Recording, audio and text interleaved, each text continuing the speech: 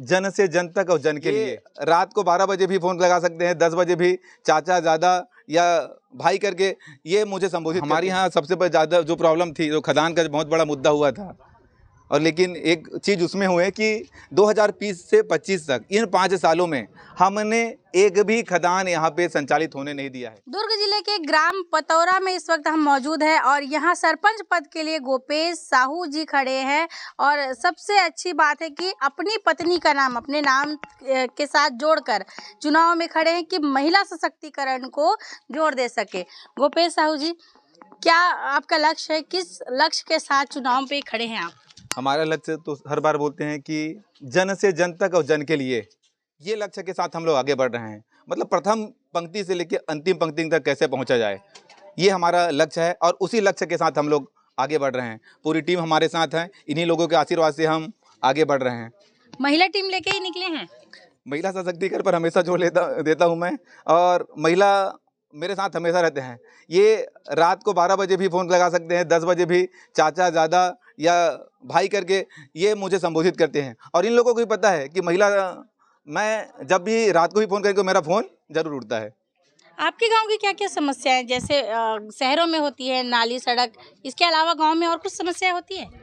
हमारे यहाँ सबसे ज़्यादा जो प्रॉब्लम थी, जो खदान का बहुत बड़ा मुद्दा हुआ था, और लेकिन एक चीज़ उसमें हुए कि 2020 से 25 तक इन 5 सालों में हमने एक भी खदान यहाँ पे संचालित होने नहीं दिया है। इन 5 सालों में एक भी खदान संचालित नहीं हुए हैं।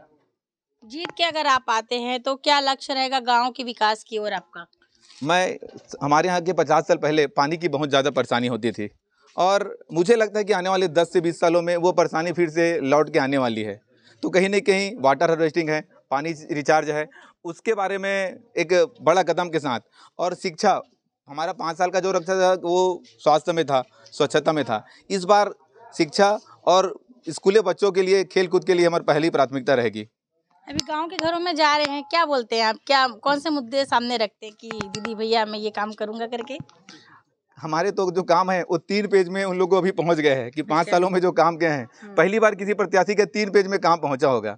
उसमें भी बहुत सारे काम नहीं लिखे हैं, और उन लोगों को पता है कि ये काम कराने वाला है, हम लोग विकास कराने वाले हैं, विनाश कराने वाले नहीं हैं।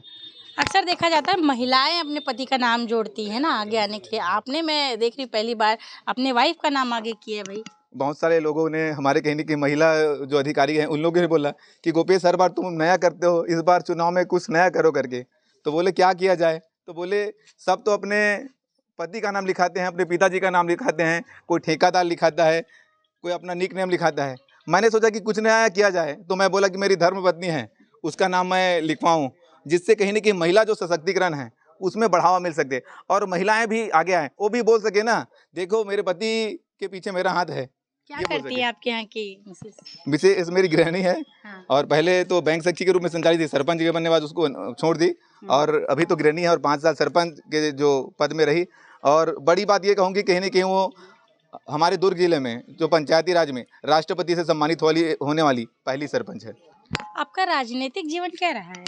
राजनीतिक जीवन तो नहीं है, कहीं न कहीं मैं छोटे छोटे पदों में ही रहा हूँ, और लगातार मेरी सोच है कि गाँव में के लिए कुछ कर सकूँ, सभी व्यक्ति के लिए कुछ कर सकूँ, ये मेरी सोच के साथ। शुरू में पंच बना था मैं 2005 में, और आज सरपंच के लिए पहली बार लड़ रहा हूँ। और समाज में भी युवा प्रकोष्ठ के पद में मैं तहसील साहू संघ में अपनी सेवाएं दे रहा हूँ।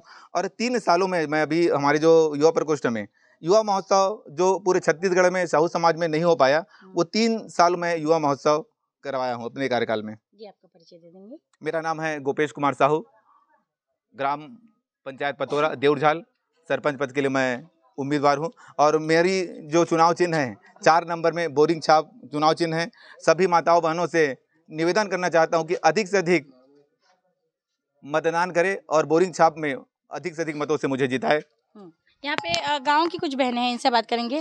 दीदी, आप मन भैया सपोर्ट में निकले हो, कैसे लगा? जीत के काम करी कि नहीं करी भैया? जीत ही अच्छा काम करी। हाँ, तो सपोर्ट करे पर निकले हो ना? हाँ। कैसे दीदी सपोर्ट करो? हाँ। जीता थे का? पता नहीं, लेकिन जीती ही की कासा है। अच्छा, इसे का?